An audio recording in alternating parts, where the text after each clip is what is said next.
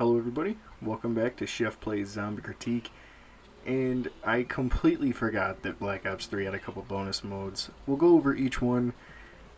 This game has a ton of zombies content, and this one in particular is not my favorite, but we'll go over it, we'll do our pros, cons, give it a rating, a recommendation, and then we'll call it a video. Tomorrow we have Nightmares, and then the following one will be Black Ops 3 total. So let's get into it. For pros, there's new areas, which is really nice to see. The only one that's really repeated that I could tell was this first one, but I think it's pretty much just so you can get the basics of it and get into it.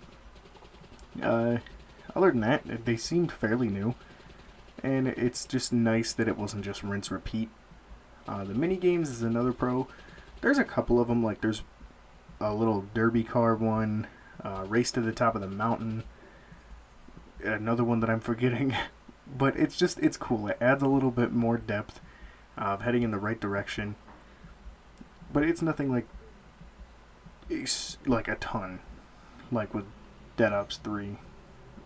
Next is the Pack-a-Punch, and I say that kind of loosely because when you get weapons, occasionally, if you get the same weapon more than once, or if the zombies drop little red skulls you can pick up, it will temporarily upgrade whatever weapon you have at the time, and they get stronger, which is a good thing, but we'll talk about that more with the cons. Zombie types, there is a decent amount more. It doesn't feel like as many more as the first one. There's only a couple that I could think of. Like, there's this shadow clone zombie that kind of bats around, like, turns into a thing of bats, goes to a different part of the map, and then becomes a zombie again. They got a decent amount of health. The first person card, which is what I picked up for this, is sometimes on the maps they'll drop an overkill card from multiplayer, and you pick it up and it goes into first person, and it's really cool. This is something they implemented more with Dead Ops 3 and Black Ops 4, and it doesn't last super long once you get into the higher rounds, and the switch from first person to third person can kind of throw you off a little bit when it goes back and forth, because the controls switch entirely, so it can kind of mess you up a little bit. And next is the power-ups. There are some really cool ones in here. Like, one of them turns you into one of the explosive ball drones from multiplayer, or if you're just sticking to zombies, they're like the meatballs from Shadows of Evil and Revelations. It's really cool. That one does last a decent amount of time. But then I think there's the tank returns as well from the first one, but I didn't see a chopper. I don't believe there's one to my knowledge. And the other power-ups are just, like boxing gloves, the barrels, the saws, those little lightning ball things that are in the first one. But on to the next one. On to the cons now, actually. Is I didn't find myself enjoying it as much. This is just kind of a personal thing. Like, I think it was okay. There's nothing I don't think it did inherently wrong. In the way they designed it. Well, that's not true. I'll talk about that in a minute. But I don't know. I didn't find myself enjoying it as much as the first one and caring about discovering the next area as much. I don't know, the whole time I was recording for this video, I was kind of just waiting for it to be over, which is not really a good sign. I don't know, it left me wanting more, but not fully delivering on that.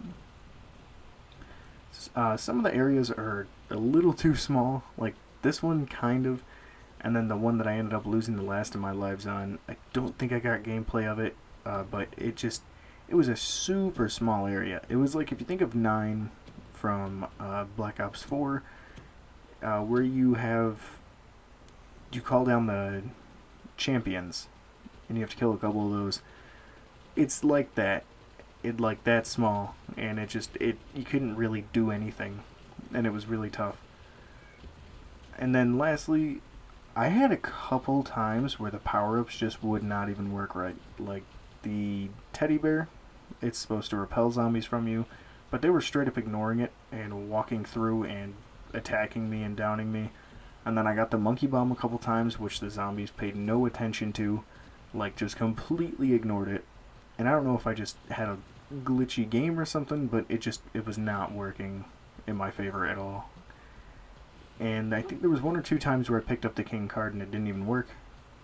Like I don't know if maybe it's the game or my game specifically was just goofing at the time, but I was having that issue over and over, and it was getting kind of annoying, and that's why I lost almost half my lives. But yeah, with all that considered, I think it could have been a little better. The first one did so well. Like, I loved that one. If you remember, I think I gave it an 8.5. And I really can't wait to do the review on the third one. That one is awesome. Because that one goes from arcade to full-on adventure.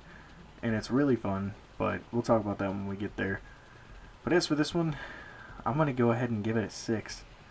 I didn't enjoy it as much as I was expecting that, like, thinking I was gonna. It was okay, and I guess for here and there, if you're just looking for not, like, legitimate zombies, and Black Ops 3 is your only option, it'll get the job done, but it doesn't really feel as exciting as the first or third one.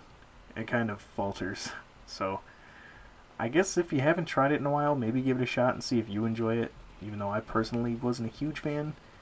But yeah, I hope you enjoyed. Hope you're having a good day. If you're watching early on, have a good rest of your day. See you in the next one. Until then, keep surviving.